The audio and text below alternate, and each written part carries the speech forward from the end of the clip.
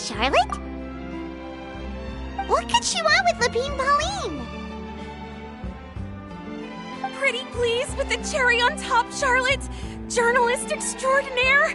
Please tell me you're joking! I read that a gang of criminals tricked the Gardamex by disguising themselves as blubber beasts. It's true, isn't it? It has to be! I've invested all my savings into graph adversarial technology and even taken out a sizable bank loan. I'm begging you like the beggiest beggar in all of Begdom.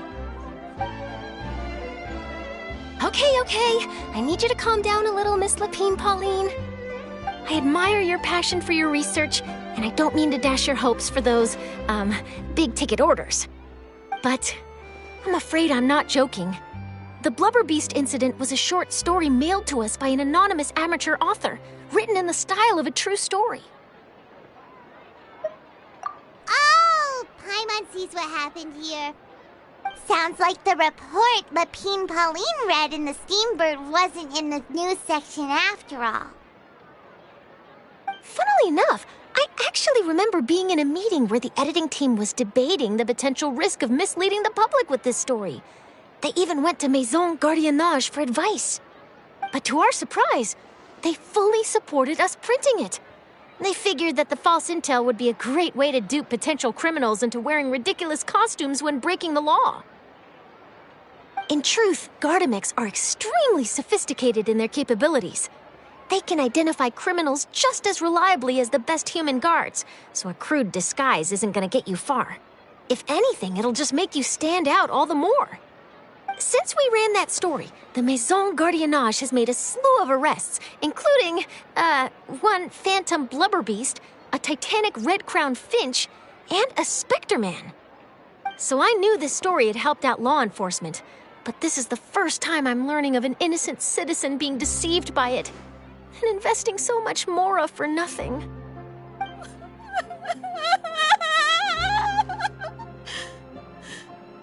Uh-oh. So Lapine Pauline's whole research project is based on a fictional story?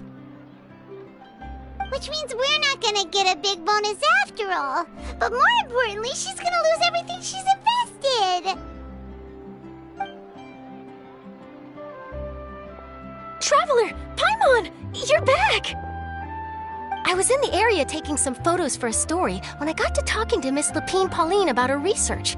She told me about your collaboration. She was hoping I could write an article to spread awareness about image recognition technology. She even paid me for the article and gave me one of her prototype devices before I could get a word in.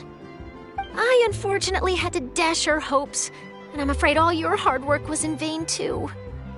She's desperately trying to find a way to rescue the project and get you the mora you're due. I've tried to let her down gently, but she's finding it all very hard to accept. This is a new situation for us, too. It's such a pity. It seems like the author was only trying to make the story interesting, and the Maison Gardiennage only had Fontaine's best interest in mind. Wait, Miss Lapine Pauline, what are you doing? I'm gonna pick a fight with a Gardamek, head to the opera at Biclez, and get a one-way ticket to the Fortress of Meropide. That way, I won't have to repay my debts. It's the only way I can afford to keep on living. Whoa, there's no need to go that far. I mean, come on, look at you. You wouldn't even dent the Gardamex armor. In all likelihood, they'd only hold you up at the Maison Gardiennage for a few days before letting you out, and then you'd still have to repay your debts. Actually, instead of going into the technicalities of that, how much did you actually invest? How bad can it really be? 270,000 mora. Okay, well, escaping to the Fortress of Meropide over a sum like that seems like a last resort. Surely there must be other options. Not anymore. I used to be an equipment supplier to the Fontaine Research Institute before that blew to pieces, and now I'm just a small-time engineer. I scraped together some savings over the past few years, but I put every last mora into this project, and now I'm left with nothing. It's not just my savings that are gone. It's my whole future as a graph adversarial technology specialist and my dreams of becoming a billionaire one day.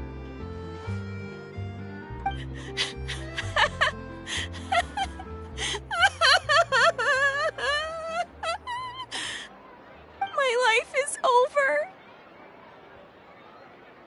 Don't despair, Miss Lapine Pauline. I think I know a way for you to turn this around.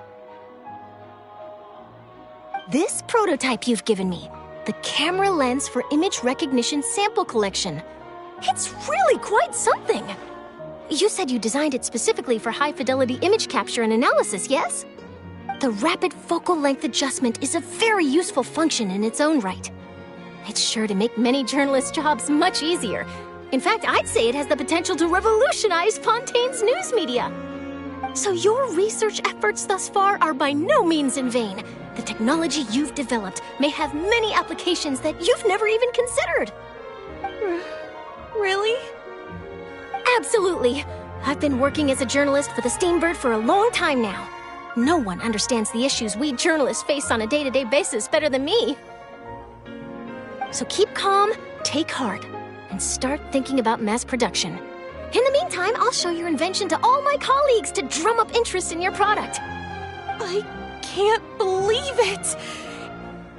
If this is true, then I can look into setting up a whole camera lens development pipeline. My big-ticket orders and billionaire aspirations are still in the cards. Oh, maybe I should consider taking out another loan. That way, I can rapidly improve the lens production process, be the first to market, and prepare to battle for dominance in the camera industry. Come on, stop daydreaming about your pipelines for a minute. Just take it one step at a time and see how it goes. There's no sense in putting all your eggs in one basket before things are even off the ground. And I can probably speak to some people I know and license my image recognition device to a workshop to raise some funds. I can't believe I didn't think of this sooner. There's no time to lose. I need to get to work. Early bird gets the worm. Can you believe her? She just ran off. Paimon's pretty sure our advice went in one ear and out the other. It's understandable.